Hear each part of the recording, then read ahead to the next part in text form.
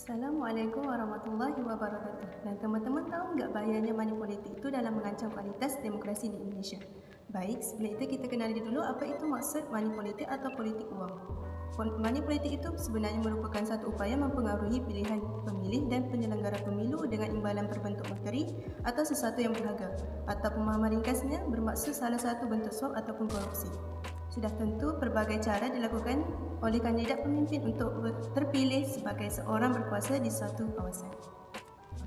Salah satu cara yang dilakukan oleh vote buying iaitu para kandidat harus membayar mahar politik kepada partai dengan nominal yang tinggi menggunakan wang pribadi atau mendapatkan donasi dari pihak yang mengharapkan timbal balik apabila keputusan pemilih si kandidat telah terpilih.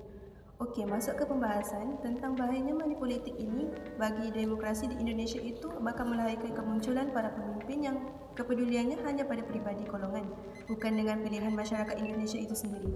Hal ini mengakibatkan adanya kandidat pemimpin tidak berkompeten diambil untuk dijadikan pemimpin. Di samping itu, menerima money politik ini salah satu dukungan untuk menciptakan pemimpin-pemimpin yang mempunyai potensi tinggi melakukan korupsi. Ketika mereka telah terpilih, maka timbul di pemikiran mereka untuk mengembalikan modal yang dikeluarkan hingga membentuk hal-hal yang menguntungkan dirinya sendiri. Money politik juga bisa berdampak di internal instansi yang dipimpin maupun kepada masyarakat. Dalam internal, suap bisa berlaku dalam bentuk jual beli jabatan, sedangkan dalam masyarakat akan terlahir regulasi yang tidak memihak kepada mereka dan ada pungutan liar. Dalam penelitian eksekutif indikator politik Indonesia Burhanul Muhtadi, terdapat 25 ke 33% respondennya terpapar wang politik pemilu 2014. Orang menganggap bahawa politik uang itu hal yang wajar. Bahkan ketika para kandidat tidak melakukan wang politik, mereka dianggap tidak kredibel. Tidak heran jika money politik disebut sebagai money of corruption.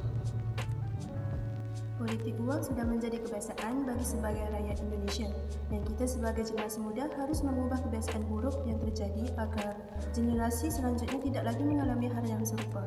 Baik teman-teman, itu sedikit penjelasan tentang bahayanya money politik dalam mengancam kualitas demokrasi Indonesia.